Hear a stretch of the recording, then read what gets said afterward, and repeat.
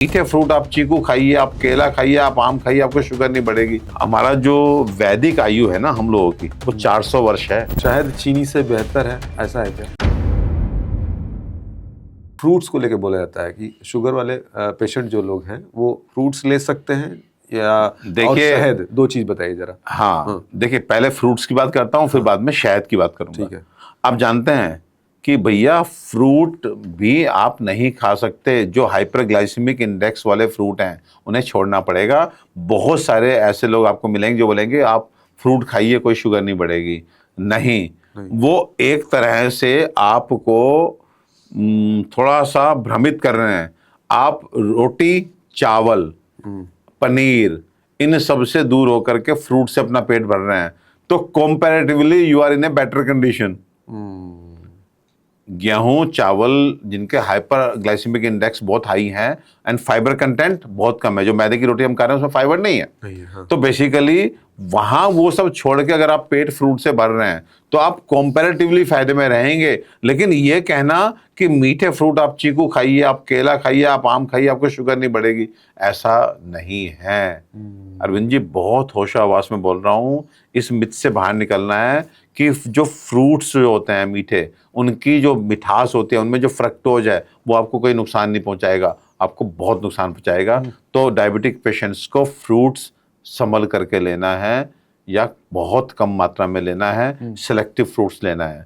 Number 2, एक चीज और बता दीजिए यहीं पे, क्या मतलब जो डायबिटिक पेशेंट है उनको अनाज से बचना चाहिए, गेहूं और चावल? देखिए डेफिनेटली गेहूं और चावल दोनों हाइपरग्लाइसेमिक इंडेक्स वाले अनाज हैं। अगर आप जो है मिलेट्स की ओर जाते हैं, जिसमें हमारा जो है ज्वार, रागी, बाजरा, मक्का, तो मक्का भी हाइपरग्लाइसेमिक में आता है। तो बहुत कोशिश करें यव पे रहें, जौ पे रहें, जो उनके लिए बहुत अमृत के जैसा है। जो फिर बाजरा, रागी, ये जो है, हाँ बिल्कुल इस पे रहें। आप चने का आटा इस्तेमाल कीजिए, चने का आटा इस्तेमाल कीजिए। अमरंथ करके भी आ रहा है तो, जो लेकिन मैं यहाँ पे एक चीज, रामदाने का शायद वो आटा होता है। हाँ ठीक है, लेकिन मैं आपको एक चीज बताना चाहता हूँ, मिक्सिंग से बचिए। मेरा अपना पर्सनली, फिर मैं कह रहा हूँ कि मैं कंक्लूड नहीं कर रहा हूँ, लेकिन लोगों से कहना चाहता हूँ कि आप जो आज ये कल्चर है कि हम मिक्स करके खाते हैं, इतना गेहूं ले लिया, इतना चना ले लिया, इतना बाजरा, इतना रागी, मत कीजिए। वो आटे में भी लोग करा लेते हैं वो नहीं, वो उसका रीजन है कुछ, मैं आपको नेक्स्ट पॉडकास्ट में डिटेल में बात करूंगा क्यों मैं ऐसा बोल रहा हूँ। लेकिन कोशिश ये कीजिए कि जब आप जौ की रोटी खा रहे हैं तो जौ की खाइए, जब बाजरा खा रहे हैं तो बाजरा खाइए, जब रागी खा रहे हैं तो रागी खाइए, जब चने की खा रहे हैं तो चने की खाइए। आप मिक्स मत कीजिए। है मेरे पास केस स्टडी में आपको बाद में। पुराने लोग सर तो ये फॉलो करते थे सब चीजें। हाँ, कि थाली में कई तरह के रोटी खा रहे हैं, मतलब एक ही अनाज खा रहे हैं। एक अनाज खा रहे हैं, एक टाइम पे एक अनाज खाएंगे तो बेहतर रहेगा आपको। डाइजेस्टिव सिस्टम को बहुत सहूलियत रहती है, नहीं तो थोड़ा अलग तरह के अनाज खाने से दिक्कत आ सकती है। लोगों को तो ये भी पता था कि इसके साथ क्या नहीं खाना चाहिए। देखिए हमारा जो सिस्टम है ना अरविंद जी, हमारा जो वैदिक आयु है ना हम लोगों की वो 400 वर्ष है। मतलब हमारे जो ऑर्गेन्स हैं वो हमारा 400 वर्ष तक साथ दे सकते हैं। लेकिन कहीं ना कहीं violation of diet and lifestyle से हमें 60 साल जीना मुश्किल हो रहा है। इस 400 साल की मशीनरी को हम 60 साल में खपा दे रहे हैं, तो वायलेशंस हो रहे हैं, तो हमें थोड़ा सा सजग होना पड़ेगा। 5 चीजें एक अरविंद जी और बताना चाहूंगा, बहुत इंपॉर्टेंट पॉइंट, प्लीज। बातों बातों में ध्यान आए कि मुझे बता देना चाहिए डायबिटिक पेशेंट के लिए। डायबिटिक पेशेंट 5 चीजों से दूरी बनाए। नंबर 1 पे डेफिनेटली गेहूं, ठीक। नंबर 2 पे चावल, नंबर 3 पे चीनी, ठीक। नंबर 4 पे दही, और नंबर 5 पे आलू। ये 5 चीजें मैं अपने हर पेशेंट को जो डायबिटिक है उन्हें बोलता हूं, या डायबिटिक एंड ओबेसिटी पेशेंट दोनों। अगर आपको मोटापा है, अगेन मोटापा और डायबिटीज का संबंध हम जान रहे हैं, तो आप इन 5 चीजों से दूरी बना लीजिए। आप एक चलिया रखिए, 40 दिन का कुछ संकल्प होता है ना, चलिया बोलते हैं उसको। अब चलिए कि भाई ये मैं 40 दिन तक मैं गेहूं, चावल, चीनी, दही और आलू नहीं खाऊंगा। ठीक है, अगर हो सके इस चलिए का साथ में जो है बना लीजिए कि जो आपके घर से सबसे दूर हो मंदिर, ठीक है, वहां मत्था टेकने जाऊंगा पैदल। ये जरूरी है, ये बहुत जरूरी है, जो आजकल शहर आज बिल्कुल कम हो गया है, खत्म मैं हो कह रहा हूँ कि 40 जो है दिन का ये 5 चीजों का निषेध, और जो शहर का सबसे दूर का मंदिर है वहां पर जो है आपने जा करके पैदल चल के जो है, आप जानते हैं मंदिर जाना जो है, लोगों को आज के टाइम पे पढ़े लिखे लोग हैं ना, बोलते हैं कि यहीं से हम कर लेते हैं, भगवान तो सब जगह नहीं।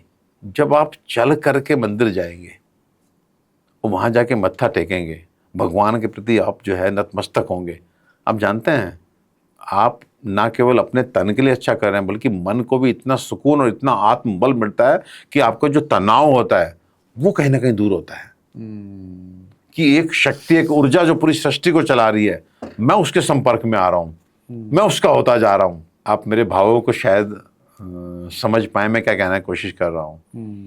जिस व्यक्ति से आपका रोज का मिलना जुलना हो, चाहे वो व्यक्ति जितना बड़ा शख्स क्यों ना हो, ठीक है, आप अधिकार से उससे मांगते हैं, आप अंदर से आपको एक कॉन्फिडेंस होता है कि वो व्यक्ति मेरे साथ है, रोज तो मिलते हैं, कोई दिक्कत आएगी तो मेरे साथ खड़ा होगा।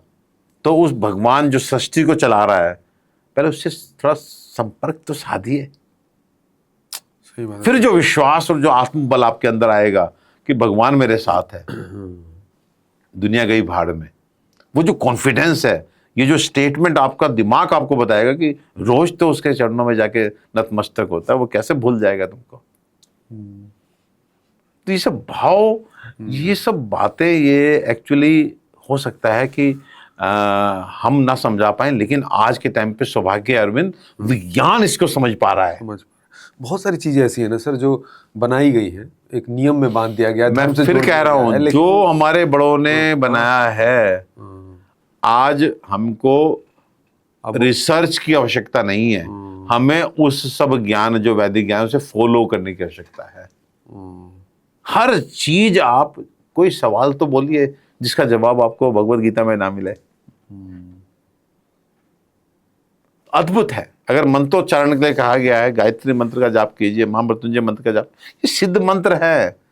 आप रात्रि में, मैं अपने पेशेंट को बोलता हूं, मैं अपने उन पेशेंट्स को जो इंसोम्निया यानी कि नींद ना आने की समस्या से ग्रसित है, उनको मैं सुप्रज्ञा अर्घ देता हूं। आपने तो हाँ, अरे वो तो और बहुत बढ़िया, बहुत अद्भुत है। मैं इस पॉडकास्ट में बोल दूं कि पिछली बार आपने लेना शुरू किया था और आज मैं लाना भूल गया, लेकिन आपने मुझे बोला सुप्रज्ञा जरूर लेके आइएगा। अद्भुत है सर, जब से आपसे मिला हूं, कुछ कुछ ये तो ऐसी चीजें जिंदगी में जुड़ी हैं, मतलब मैं खुद ही, और यही वजह है कि मैं खुद चाहता था कि एक बार फिर से आप आइए और अद्भुत ज्ञान का जो है सुप्रज्ञा।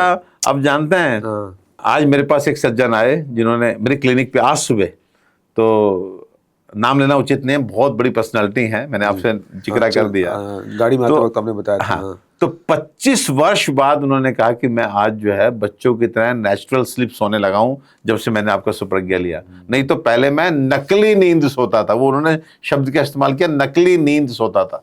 उसमें सर क्या ऐसी चीजें हैं कि मैं भी फील कर रहा हूँ कि मतलब एक फर्क दिख रहा है? क्या आयुर्वेदिक चीजें हैं सब उसमें? देखिए, सब आयुर्वेदिक हर्ब्स हैं। अच्छा, अश्वगंधा है, जटामांसी है, मुनक्का है, अर्जुना है, हरड़ है, तो मुझे लग रहा है तो सबको लेना चाहिए आज के सबको शहरी लोगों को। मैं कह रहा कि आप सुप्रज्ञा अर्क और कैप्सूल, जो मैंने पिछला बोला था कि आप लेना शुरू कीजिए। आप कहिए कि मैं ठीक हूं, तो मैं 15 दिन बाद आपसे पूछूंगा कि तब ठीक थे कि अब ठीक हो। एक्चुअली हम लोग कॉम्प्रोमाइज कंडीशन में जीना सीख जाते हैं, हमारी बॉडी ना अडेप्ट कर लेती है। अब तो इतनी एनर्जी है, अब तो 50 साल के हो गए, इसलिए कहाँ भाग के जीना चढ़ सकते हैं? अरे नहीं भाई, तुम चढ़ सकते हो। ये जो तुम्हारी कमजोरी है, ये इसको काउंटर किया जा सकता है अगर आप फिर से जड़ी बूटियों की शरण में चले जाएं, फिर से आप प्रकृति की गोद में बैठ जाएं जाके। हम अपने को अरविंद जी खुद बूढ़ा डिक्लेयर करते हैं, कोई दूसरा नहीं करता, और फिर उसको पहले डिक्लेयर करते हैं और फिर उस कमजोरी के साथ आगे का जीवन जीना शुरू कर देते हैं।